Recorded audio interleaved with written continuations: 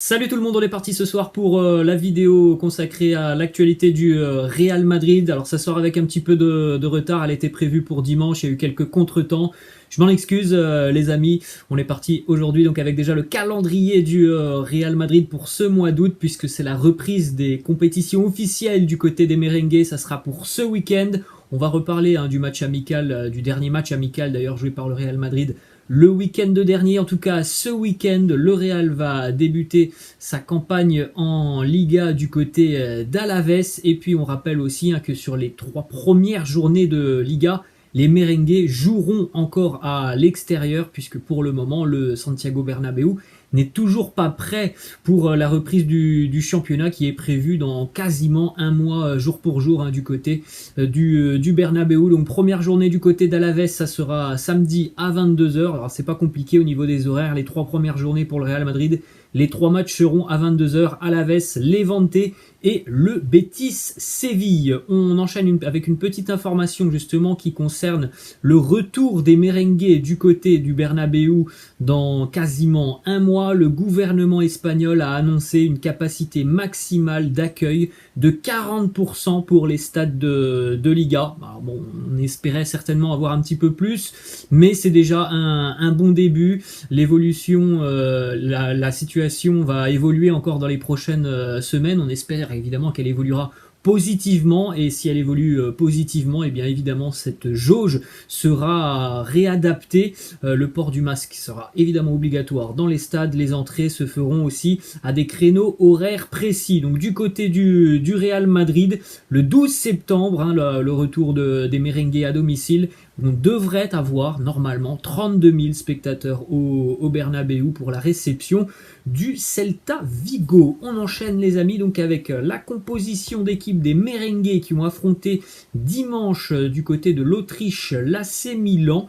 On regarde donc cette composition d'équipe qui va évidemment ressembler à ce que l'on devrait voir ce week-end du côté d'Alaves. On retrouvait donc dans les buts Thibaut Courtois, en charnière centrale David Alaba et Nacho, côté gauche Lucas Vazquez, côté droit Lucas Vazquez, côté gauche Marcelo, au milieu de terrain un trio formé de Isco, Casemiro, Luka Modric, et puis en attaque Gareth Bale, Rodrigo et Luka Jovic au poste de numéro 9. Le résultat final de ce match entre le Real et les Rossoneri, un score final de 0-0, dans une rencontre agréable à suivre, notamment du côté des merengues, puisque le Real a globalement vraiment dominé cette rencontre face à Milan. Pas mal de bonnes situations pour les merengues, notamment sur la première période, et dans l'ensemble une maîtrise des merengues de Carlo Ancelotti. Malheureusement, voilà, problème d'efficacité du côté du Real Madrid. Ça a fait notamment la une du quotidien AS il y a quelques jours, avec le quotidien AS qui titre une pré-saison sans but côté merengue. C'est vrai que voilà, il y a eu un petit peu de problème offensivement pour les merengues sur cette pré-saison. On rappelle que Karim Benzema n'a pas été présent, qu'il va bientôt revenir. Du côté du quotidien Marca, on titre Alaba impressionne pour ses débuts. Il y a eu quelques satisfactions évidemment sur ce match face à Milan. David Alaba en fait partie. Très bonne qualité de relance de David Alaba. On le voit aussi physiquement déjà être très à l'aise. Il revient quand même du Covid, donc c'est quelque chose d'assez important déjà de le voir physiquement être plutôt à l'aise, une bonne vision du jeu et défensivement solide. Donc c'est tout ce que l'on attendait de David Alaba pour son arrivée, donc des choses plutôt intéressantes du côté des merengues. Offensivement, on a vu un Gareth Bale et un Rodrigo plutôt intéressants aussi. Le gros point noir, c'est pour Luka Jovic, complètement inexistant sur cette rencontre face à Milan. Il avait l'opportunité de glaner des points, on va dire, avec l'absence de Karim Benzema. Ça n'a pas été le cas pour Luka Jovic, qui malheureusement n'aura pas marqué beaucoup de points auprès de Carlo Ancelotti. On reparlera d'ailleurs de Luka Jovic. Une autre information que l'on avait déjà comprise depuis quelques semaines, Marcelo est bel et bien l'un des cadres de Carlo Ancelotti, une nouvelle fois titulaire Marcelo face à l'AC Milan. Donc il y a une confiance totale de la part de l'entraîneur italien envers le latéral brésilien. Le match entre le Real et l'AC Milan a été aussi l'opportunité pour les deux clubs de discuter un petit peu de la situation de Isco. Isco qui a été en difficulté depuis quelques années du côté du Real Madrid. Il est revenu avec de bonnes intentions au centre d'entraînement, mais du côté des merengues, on est toujours ouvert à un départ du joueur espagnol. Donc il y a eu des discussions entre les deux clubs.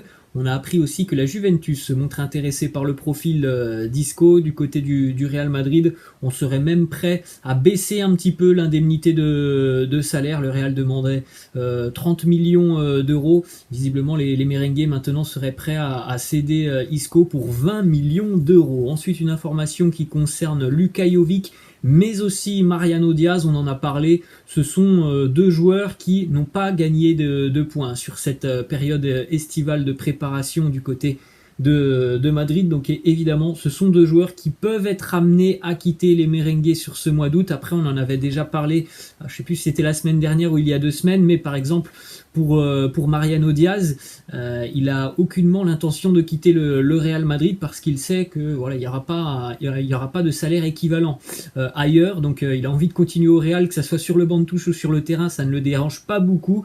En ce qui concerne Luka Jovic, ça sera compliqué aussi pour Luka Jovic, hein. Malheureusement, le retour de Karim Benzema va lui faire beaucoup de mal. Il n'a pas pu bénéficier en plus de ça de quelques minutes de temps de jeu qu'il a pu avoir pour se montrer un petit peu plus auprès de Carlo Ancelotti. Ensuite, on a cette information qui concerne aussi Gareth Bale et Eden Hazard. Ce sont tous deux des joueurs qui ont envie de prouver à Carlo Ancelotti qu'ils sont capables d'apporter et d'aider du côté du Real cette saison. Ce sont deux joueurs qui sont revanchards et Carlo Ancelotti leur fait confiance. Carlo Ancelotti sait que ce sont deux joueurs qui peuvent vraiment être déterminants cette saison si évidemment ils sont en forme. Ensuite, une petite déclaration de Carlo Ancelotti, en tout cas un post qu'il a laissé sur son compte Twitter. Je suis heureux à la fin de cette pré-saison. Je suis fier d'être dans ce club historique. Nous sommes prêts. Voilà la déclaration de Carlo Ancelotti, l'entraîneur du Real. Nous sommes prêts après ce gros mois de travail intensif du côté du Real Madrid. Alors peut-être que le Real Madrid est prêt.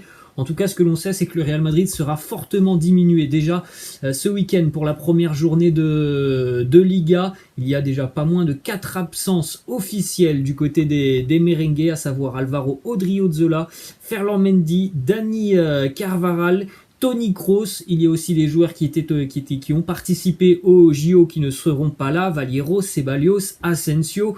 On peut parler aussi de Karim Benzema qui est en phase de reprise. Est-ce que ça sera juste pour Karim Benzema pour être présent pour cette première journée, ou est-ce qu'il sera directement aligné en tant que titulaire?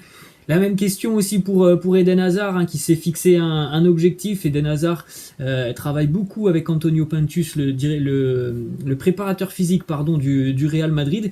Le travail est plutôt positif, il y a des avancées très intéressantes, mais du côté du Real, évidemment, on ne veut pas prendre de risques. En tout cas, l'objectif d'Eden Hazard est bel et bien d'être présent et apte pour jouer ce week-end face à Alaves. Mais après, voilà, on l'a dit, hein, c'est un joueur qui est relativement fragile, donc on ne prendra pas de risque du côté des merengues. Donc voilà, le constat est simple, hein, il y a quand même déjà pas mal d'absents du côté du Real Madrid à l'aube de cette nouvelle saison. Une autre absence dont on vient de parler, celle de Toni Kroos, qui nous dit: après plusieurs mois de problèmes au niveau de mon pubis, je pense qu'il est temps de le reposer et de travailler dessus pour être bien préparé pour une longue saison. Je serai de retour au plus vite. Comme toujours, absence pour Toni Kroos de 6 à 8 semaines. Ça aussi, c'est une très mauvaise nouvelle pour les merengues.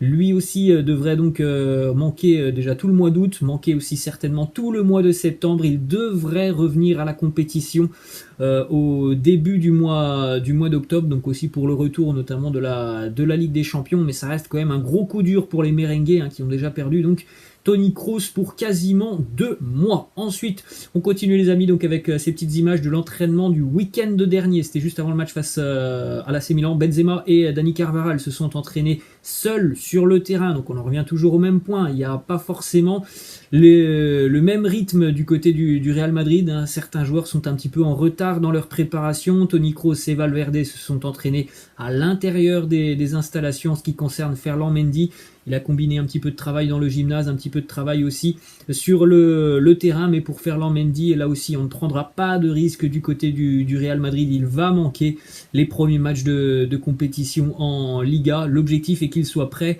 pour le retour au Bernabéu dans un petit peu plus d'un mois. Maintenant, la petite image de Karim Benzema, ça c'était la semaine dernière, il était de retour à l'entraînement après son épisode Covid. Bonne nouvelle évidemment pour les merengues qui ont déjà quelques soucis offensivement. C'est très bien d'avoir un Karim Benzema qui va revenir. Alors on verra, on en a parlé.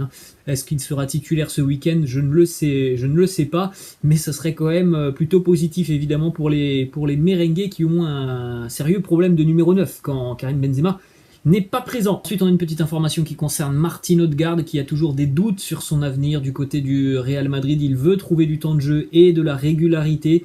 Donc ce mois d'août va être important pour Martin Odegaard, ses premières journées de Liga.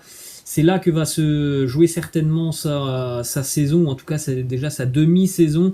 S'il n'y a pas beaucoup de temps de jeu sur les 2-3 premiers matchs de Liga, Martin Odegaard envisagera certainement un nouveau prêt du côté de l'Angleterre. On sait qu'Arsenal est toujours très intéressé. Il y a un joueur qui est en plein doute, c'est Martin Odegaard. En revanche, il y en a un autre qui est très revanchard, Federico Valverde. Une saison difficile la saison passée pour Fede Valverde, victime de blessures, mais un joueur que l'on a vu il y a 2 ans avoir un potentiel très intéressant. Fede Valverde est très revanchard, il se dit très motivé à l'idée de reprendre une place de titulaire indiscutable cette saison du côté des merengues. Ensuite, une petite information mercato côté Real, le jeune Victor Chust vient d'être prêté du côté de Cadix. Il avait joué quelques matchs sur la fin de saison l'année dernière avec Zinedine Zidane, je crois que c'était 3 matchs.